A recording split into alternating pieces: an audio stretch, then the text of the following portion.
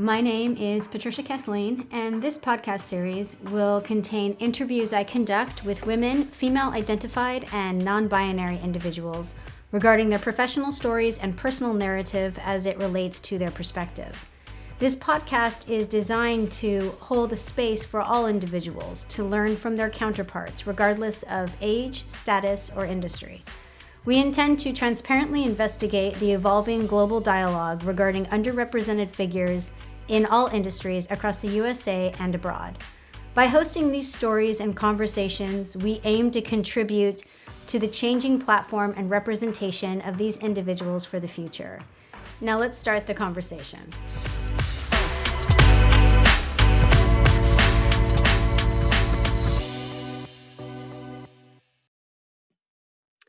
Hi, everyone, and welcome back. This is your host, Patricia, and today I am sitting down with Janice V. Rodriguez.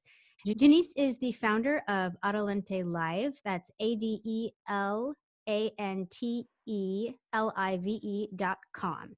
And you can find it online. It's an event marketing agency, and I'm so excited to kind of pepper and get in throughout her agency as well as her career. Welcome, Janice. Thank you so much for having me. Absolutely. Everyone listening, I'm going to read a bio on Janice, but before I do that, I am first going to give you a roadmap. Today's podcast is going to follow the same trajectory as all of them in this particular series. We will first look at Janice's academic background and early professional life. Then we will turn to unpacking her current company and other endeavors in regards to Adelante Live and some of the other comedic work that she does. And we'll get into like the nuts and bolts of who, what, when, where, and why with all of those endeavors. Namely, Janice is also involved in Las Locas Comedy. You can find that at laslocascomedy.com. So we'll look at some of those other endeavors, and then we'll turn our attention towards goals that Janice may have for the next 3 years regarding all of her current work endeavors and passion projects. And then we'll wrap everything up with advice that she has for those of you who may be looking to get involved with her or emulate some of her success. A quick bio on Janice before I start asking her some questions. Janice V. Rodriguez is a Chicago-based entrepreneur and comedian. As president of Adelante Live Inc., a nationwide event marketing agency celebrating its 15th year in business, Janice uses her 8 years of experience in the modeling and marketing industries to oversee an agency that focuses on developing, executing, and managing live marketing programs by leveraging forward-thinking technology. In 2017, Janice, a self-proclaimed workaholic, decided to strike a better work-life balance by allowing herself the time to do the one thing she always wanted to try, stand-up comedy. Today, Janice performs a showcase in comedy clubs. She performs at showcases and comedy clubs across the country. She has also been invited to perform at several comedy festivals, such as Chicago Women's Funny Festival, She Dot Toronto, Lady Laughs Madison, and Laugh Fest Grand Rapids. Janice is also the founder and producer of Las Locas Comedy, a comedy showcase that features Latina, Latinx, comedic talent, and other favorite locas of any background. Las Locas Comedy recently celebrated their 3rd year anniversary. Please visit Janice V. Rodriguez for future performance dates. So I'm so excited, Janice, to crawl into everything that you're doing with Adelante Live and Las Locas Comedy and everything else. But before we get into that, I'm hoping that you can kind of paint a brief picture of your academic background and early professional life for everyone listening. Okay, yeah, thanks so much. It's so funny to kind of hear somebody kind of sum up my life in a quick little paragraph there. But Yeah. that was it. I wrote that. So nice little summary. And yeah, so my original background, I born and raised in Northwest Indiana, right outside of Chicago, and then went and got my undergrad at Indiana University, which is in Bloomington, Indiana. So I have a bachelor's in marketing. I was in the Kelly School of Business Honors Program, which is kind of an undergrad, like special honors program that's modeled after their MBA program. But that is where it stops as far as formal education. But I like to say I have a lot of school of life and a lot of different work experience that kind of led me to where I'm at, today. So Yeah. early career was very first job out of college was marketing, promotions, very kind of project related. I was kind of more on the like kind of production traffic side, which is a very like kind of niche thing within advertising agencies. And actually, while I was there, that's when I got exposed to like a lot of professional photo shoots. And actually, even prior to that, so when I was still in school, this is way before that show Entourage came out. But when that came out, I was like, oh, that's kind of what I wanted to do, which I wanted to be Ari Gold. And so Yeah. I always wanted to be an agent. I don't know where that even came from because again, in college, the show came out afterwards. But I just wanted to be an agent. I don't know why. I don't even know where that came from. But I actually wanted to be a literary agent.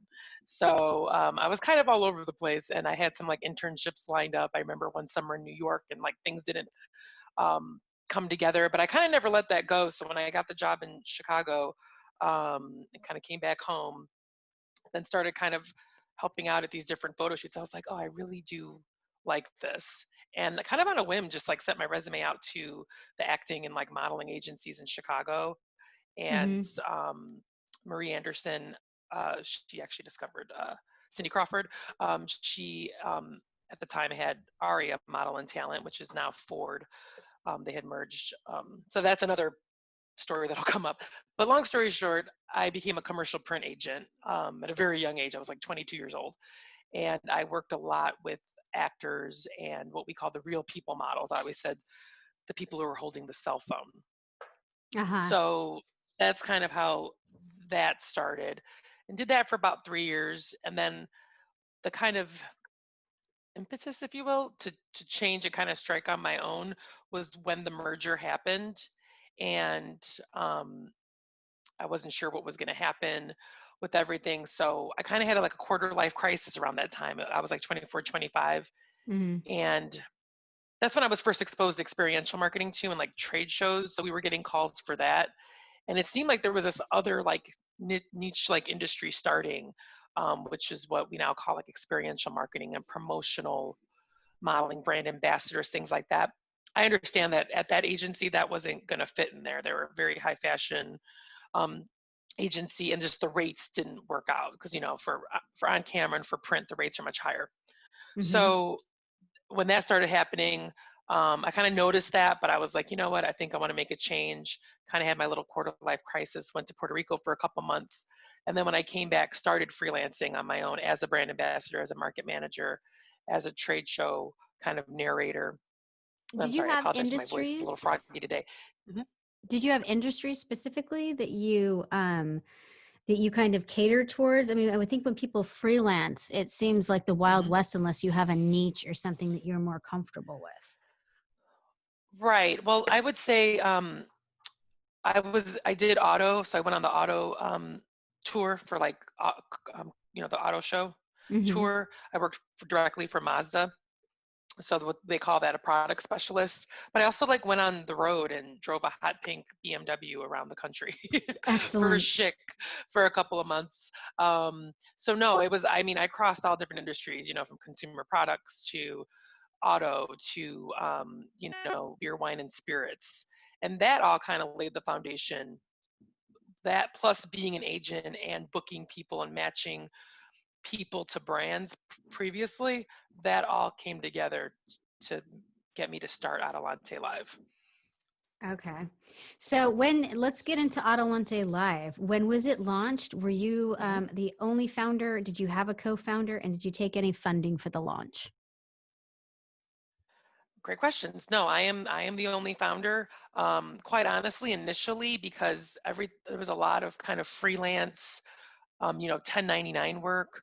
I knew this from working with models that you got to be careful that 1099 15% self-employment tax. This is me. This is how I think. So Yeah. it was more of a initial corporation, more for me, just to like make sure I wasn't paying too much in tax liability, and then just to kind of also let my clients know, hey, I'm a corporation. You don't have to, employ me, etc. So I was kind of, and then what ended up happening was that um, people started asking me, hey, can you staff this? People, and I did, obviously, from my previous job and meeting people. So I just kind of started creating the agency that way. And quite honestly, as far as initial funding. It really, I'm really self-funded. I had a kind of personal loan, actually from my brother-in-law, kind of early on. I paid that back right away, but that was really just to kind of, but I've really been self-funded. I never took on investors or anything. Nice. And what year? So if you're 15 years deep, was this 2005? Absolutely. Yeah. We incorporated November of '04, but I count Jan 1 in 2005 as my start date. Nice. And the impetus for the launch was just kind of your breadth in the industry and having been out freelancing enough and knowing what you were doing. Did you know that you wanted to grow, or how? What was the reason for the initial launch? I I kind of saw the need to, like, for this live marketing that was happening, which became experiential. I think initially everyone was like events and brand ambassadors, and they even called it promotional modeling. So I kind of saw that coming. Um, my boyfriend at the time, who's now my husband, he was in the industry as more of a client. So he had previously worked with a lot of tobacco clients, and it seemed like they were always like hiring these short-term projects, really special events. And sometimes they needed the pretty people, but sometimes they needed somebody, to kind of work on these different projects, in-store retail demos. We've all seen them. We all seen the kind of lady in the grocery store handing out samples. But I saw that it had really kind of developed sessions, and the activations were getting more, intense with technology, and then the clients wanted more ROI and things like that. So that the industry developed, that kind of door-to-door, person-to-person selling, that's, obviously classic, right? That's from the beginning of Hmm. time. But what we're doing now, I feel grateful that I was kind of on the early um, kind of trajectory of that. So, and I've seen it grow a lot and change. Because at first people kind of were like, oh, it's an event, so it's just like this fun thing. And now it's like, hey, it's a multi-million, maybe even billion-dollar industry if you count all events together, which is obviously suffering right now tremendously from what's going on. So yeah, it's Absolutely. that was kind of, I just kind of saw that. Yeah, so I'm curious because you've been in the industry so long, and as you said, the forecast is it's going to change again. But the growth, having had your company last over the past 15 years, it seems like, well, first of all, there would be a need to pivot as with the advent of things like social media and things of that nature, even change in-person events and things that you're kind of speaking about. But I'm wondering if you can speak to the growth of your company and some of like more of the landmark events that took place where you pivoted and kind of changed what you were focusing on or doing. Yeah, it's interesting because I feel like I grew up in the company with social media, right? There was a time when I think the brands really were trying to control everything. So I remember some clients like, oh, don't have anybody post anything, and tell them to take that post down. It was like very strange. I'm like, well, Yeah. this is good advertising. You know what I mean? I was like, I don't see why not. And looks very organic. I didn't tell them to do anything. The brand ambassadors would be excited. They'd be like, hey, check out this. And I've seen that really, really change where they're like, okay, encouraging people to do it, whether it's the brand ambassadors or they're building this social media component into the actual activation, either with, use your own device, or with, bigger pieces of technology that it's part of the promotion, photo booths, or just the iPad with a, special hashtag and a, kind of custom frame, and Yeah. Instagram this, just different things to kind of keep that in-person activation going. I've seen it, all of it, because I remember when there was none of this. I Hmm. remember when there was no Instagram, right? And then it's just like, as the new things pop up, it's like, hey, what are we doing now to kind of keep up? Absolutely. And and I think that you have it right. I think people who stress out too much about the advent of new players or technology on the scene are not going to navigate it well. Just kind of allowing it to kind of unfold and come along as it will. And clients are the same way, right?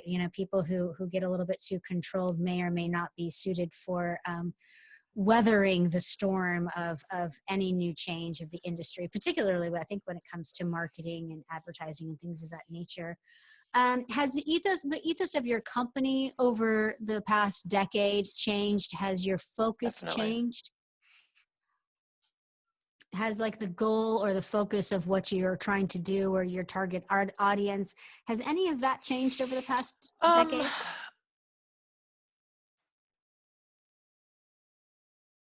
I think so. It's grown, and it's changed. I guess I think the biggest change is the hours ago, which was to treat our brand ambassadors as W-2 employees. That was kind of a big thing going on.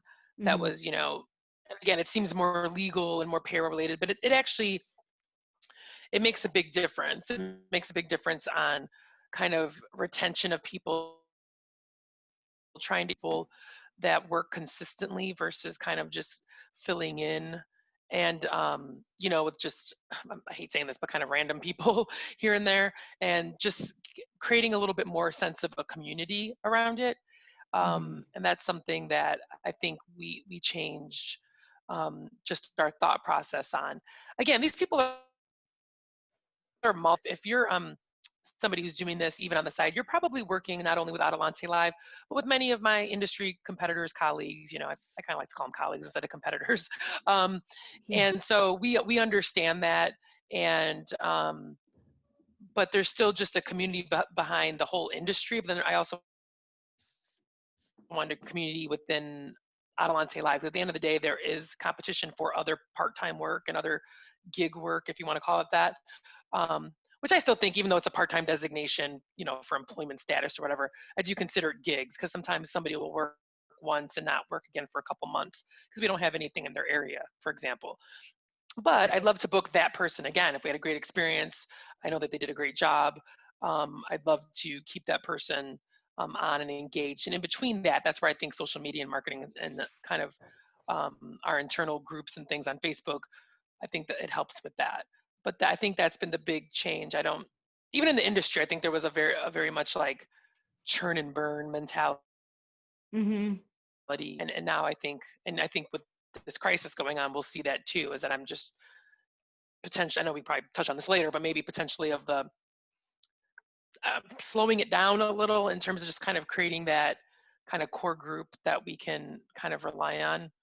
Yeah. That's kind of the Well, things that I'm contemplating right now, as we're, quite honestly, we're not working right now, sure. we And I'm can't, curious about, can't like, it yeah. seems like you've had a situation in the past where you stopped and kind of reevaluated recently, in 2017, and it yielded Las Locas Comedy. And I'm wondering, just from, reading a little bit about you and things of that nature, how much is there like kind of a cross pollination, if you will, from Las Locas Comedy and into like Adelante Live and what you do there? Is there any sharing of not just talent or information, but even format? Does it help you come up with ideas as to how to Mhm. present for Adelante Live, or are they completely separate parts of your life? Oh, that's a really great question. In some ways, they're separate. I would say that I would take more of the knowledge that I've gained from Adelante Live, especially when it comes to sponsorships and branding. I was very in creating the brand almost before we had the product. Um, I invested like in the logo, and I already work with a designer that we work with for Adelante and who's done other personal things for me. And it was just really important that the name, the logo, the overall branding, making sure we got all of our social media. We did that maybe 6 months before we even had a show. Mm-hmm. So I was like, wherever this goes, this is the name and this is what I want it to be. So in that respect, yes, understanding that there's going to be a didn't want it to be another kind of comedy show in Chicago, because that, I mean, quite frankly, they're a dime a dozen and they're great. And you can see some amazing talent. But I wanted it to be different and special. And I would say also, from the dealing with accounts and then my knowledge of, the beer, wine, and spirits industry, now that if we're trying to get, sponsorships and things like that, to kind of comedy brand, I kind of know how to have those conversations now, and I know how to kind of work with our venues while we're doing that. But I see a future where, quite honestly, like some of these things might merge a little bit more. One of my biggest clients is a company that does in-store demos at major retailers for a lot of major beauty brands. And I'm not sure how familiar you are with the whole beauty influencer Mm-hmm. Sure. going on. And I mean, I'm pretty new to it myself because I'm like, wait, she's 19 and she makes how much millions a year? Okay. Like, what? Who I is did the this? wrong Who are thing. you talking specifically about? I missed the Oh, I name. couldn't give you the name. There's Oh, quite a the few. micro influencers out there. Yeah, Yeah, but they're game yeah, and I'm changers. going. They're oh my god, and I'm sorry, I'm going blank because we did an event with oh Yeah. god, I'm going blank. I'll email it to you later because I'm gonna remember. But yeah, but she's one of a few who now have their own brand or their own sub brand under like I want to say it was CoverGirl. And so I mean, you're seeing these people and you're like, who is that? So they're not only going to like professional makeup artists anymore, they're going directly to these like influencers. So Mm-hmm. just seeing how that all works, and then also trying to see, hey, is there a a play here where now you need really poised, is there a way to bring fun and levity, and like is there a way to like our comedians could possibly be involved with this, Yeah, that's what I was thinking of when and a I little like heard about what you Latina were market. doing. Yeah, Yeah. go ahead. I Oh would say no, I that too. was I think just the Latina Latinx market's been a little bit neglected by the beauty industry. Not a little bit, a lot. So I just think there's like some connection there too. I'm still trying to figure all this out. So absolutely. And it yeah. sounds like it's happening pretty naturally for you. You're putting yourself on a really great, like, natural trajectory. I do think that the new wave, or at least one of the new lenses that people are repurposing and repackaging marketing, is through this like tongue in cheek comedy. Yeah, from everything dry, from like Between the Ferns style, all the way up to just like blatant in your face, like almost Charlie Chaplin slapstick or something. Like, I think that there's even the airlines, if you will. I was just speaking with a previous podcast host this week, who we were talking about how, I remember being on an Air France flight to Paris on Delta, and the very first time that they had repurposed, that kind of boring instructional information on the video in this like tongue in cheek, like comedy manner. And it must have been like the first week they were rolling out, and Yeah. everybody lost their mind. They started laughing so hard. And so I think that not only the underserved population of the Latina and like Latinx like individuals and populations, but also this lens of comedy that you have going. I think there would be an incredible like cross communication happening with Adelante Live, and like how you're pitching clients and things like that. That it sounds like it would service you heavily. I want to know more about the showcase itself, like Las Mhm. Locas Comedy. Yeah. Can you tell me about like how many times does it go up a year? Like your showcase, where does it go on usually with production? All of that stuff. Perfect. Yeah. Well, we start off as a monthly, and we still are a monthly showcase.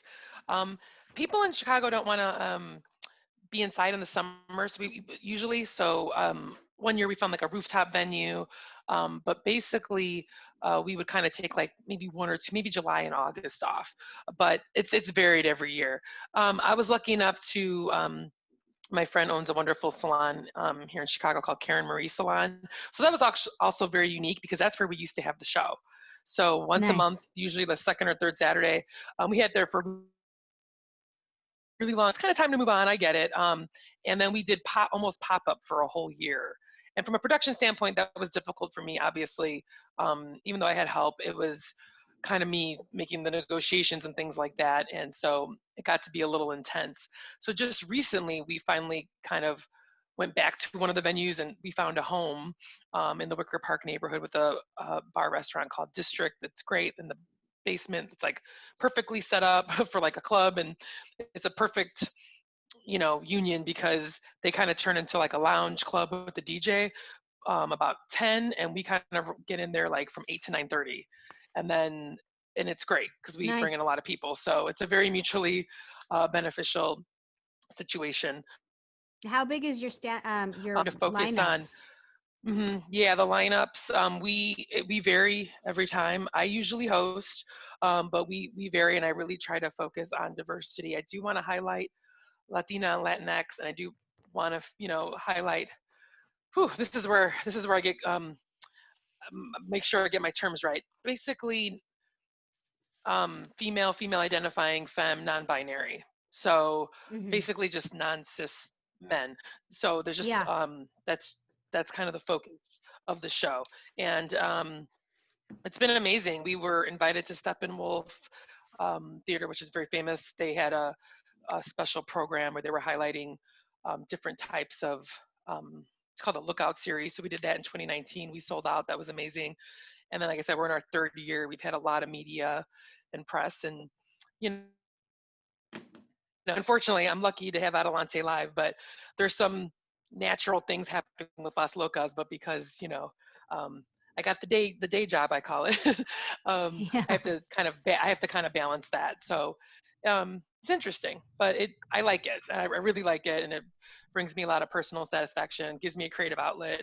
But I'm glad that I also know the business side of things, so I can be more efficient and get things each show like a project. So that's where like my project management stuff comes in, because I've seen other producers try to do this. I'm like, wait, you got to go in order. You're putting the cart before the horse. You're not, So Yes. I like that. I take that, and so I could treat it very professionally versus like, oh, I'm just gonna throw this like little comedy show together.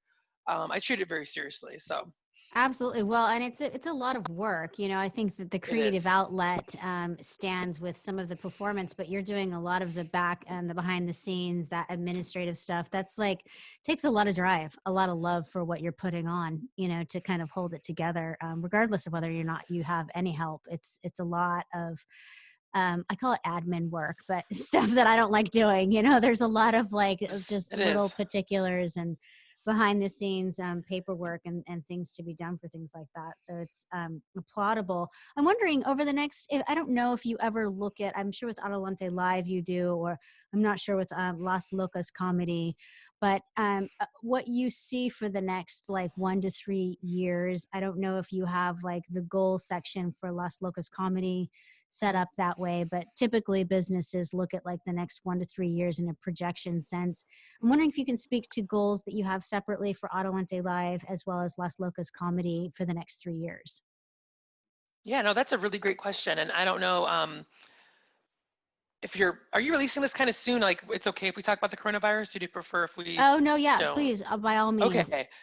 Because yeah, I've been on some podcasts. They're like, don't reference like current events because the timing might be off. But that's obviously this is going to go on for a while. Oh, So yeah. yeah, I would say that I felt very, very good about like a 3 year. I've actually been recently working with a coach, and I felt that was one of our. And we're still working together, but I felt very strongly that we were doing that 3 year, 3 to 5 year plan and kind of seeing what everything was going to happen.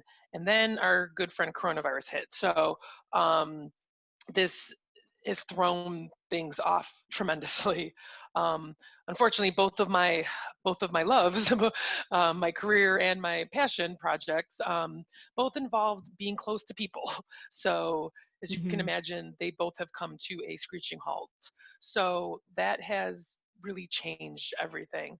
Um, so to be honest with you, I'm kind of reevaluating and trying to figure out, okay, um, when things come back, if they come back, are they coming back double, triple, full tilt? So we're just back to the original goals, or are we shifting because now our clients are like, hey, even though the CDC said we can still talk to people, our brands don't want to yet. We're going to go virtual. We're going to do this.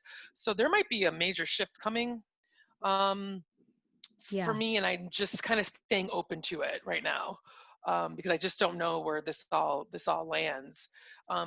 In an ideal world, I'd be experiencing growth. I had some big plans to, we were already investing and kind of just finished a big kind of website rehaul to the scheduling platform that we developed ourselves.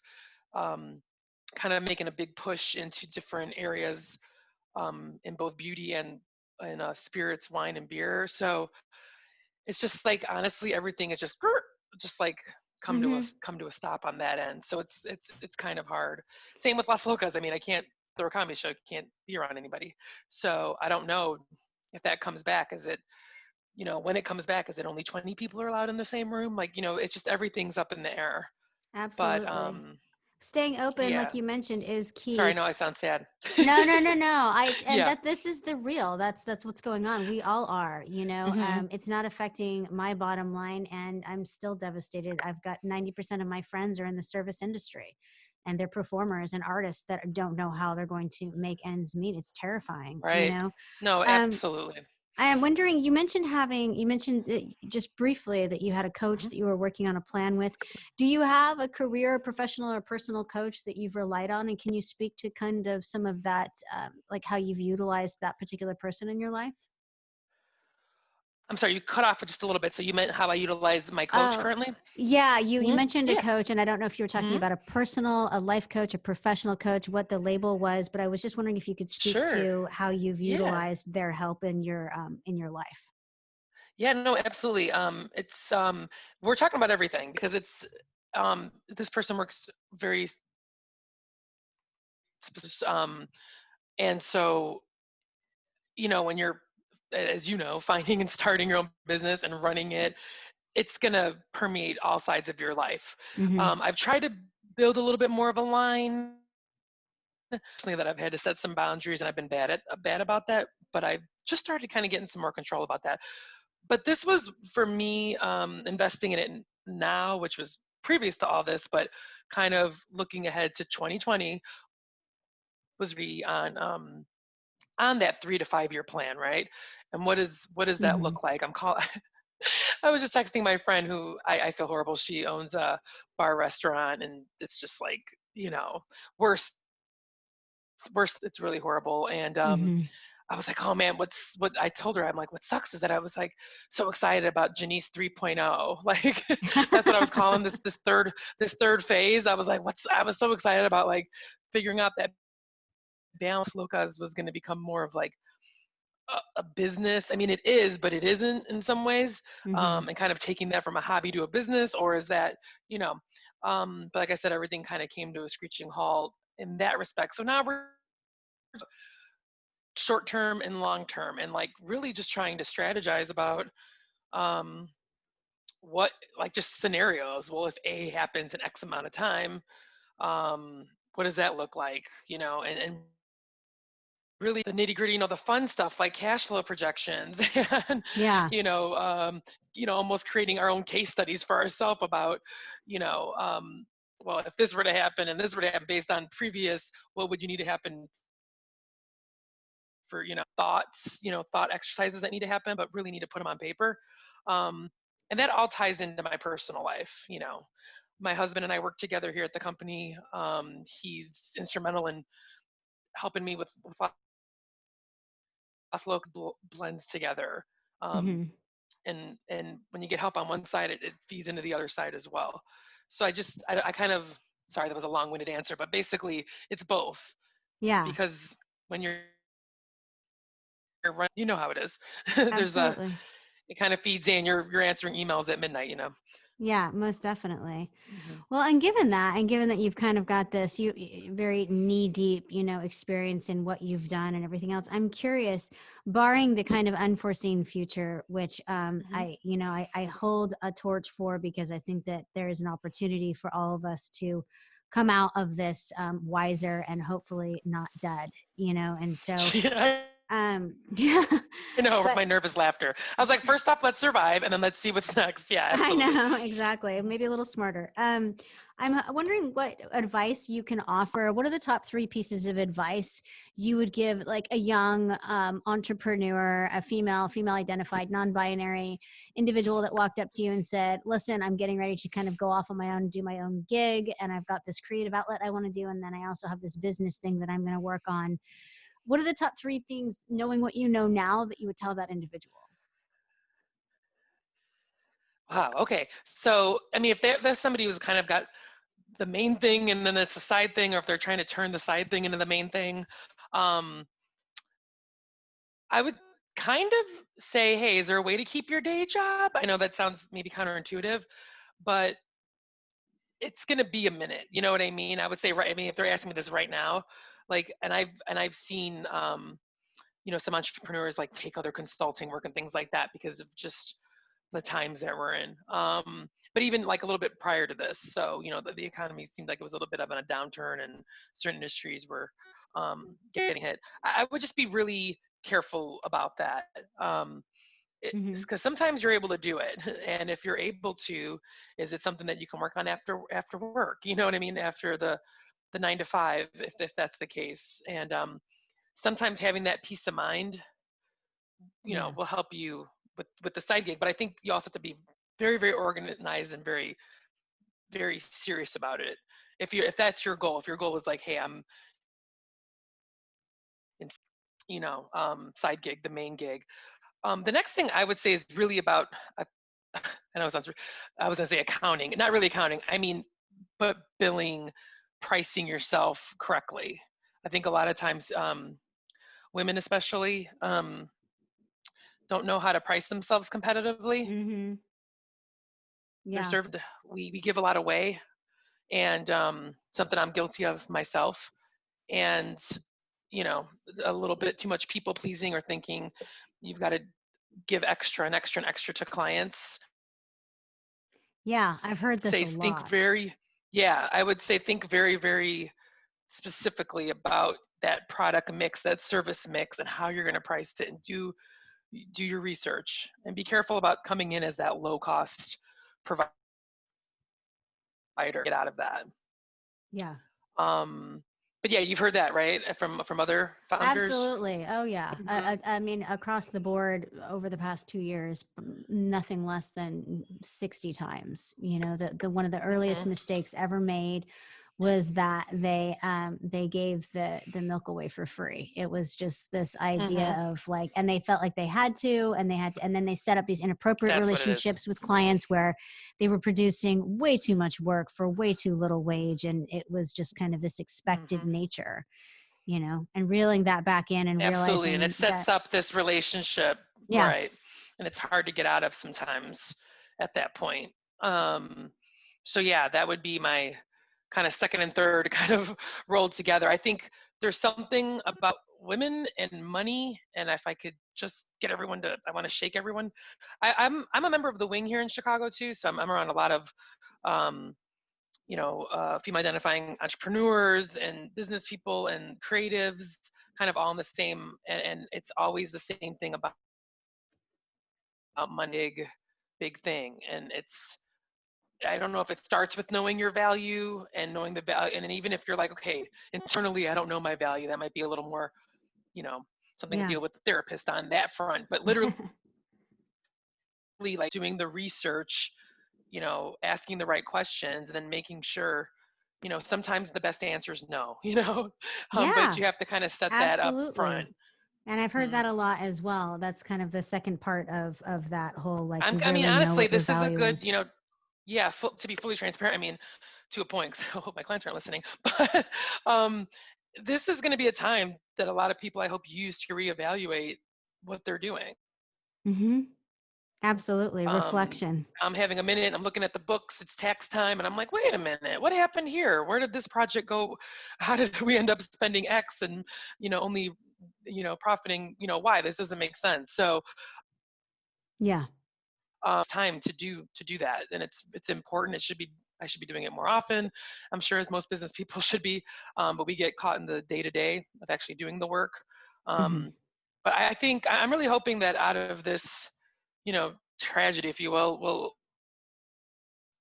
more about people's business, what they're offering, and kind of what they want to do, and this will give them a chance to maybe reflect on that a little bit.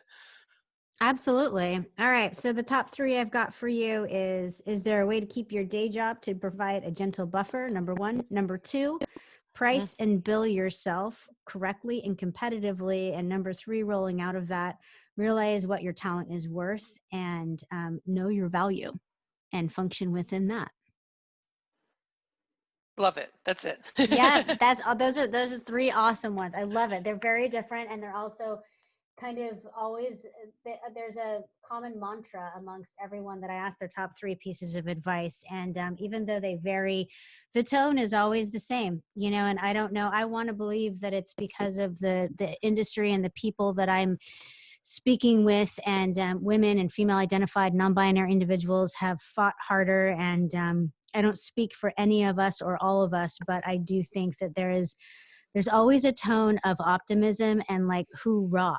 I really haven't had advice be like, stay away from the boogeyman.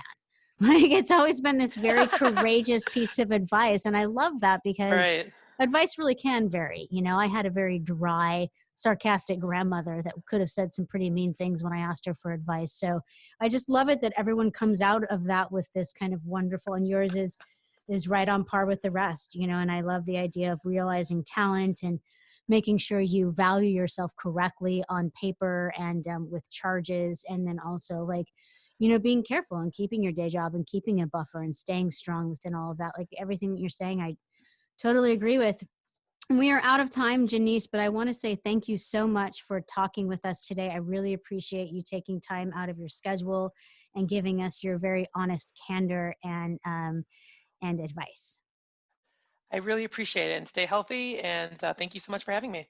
Absolutely. And for everyone listening, we've been speaking with Janice V. Rodriguez. You can contact her at adelantelive.com, janicevrodriguez.com, and laslocascomedy.com.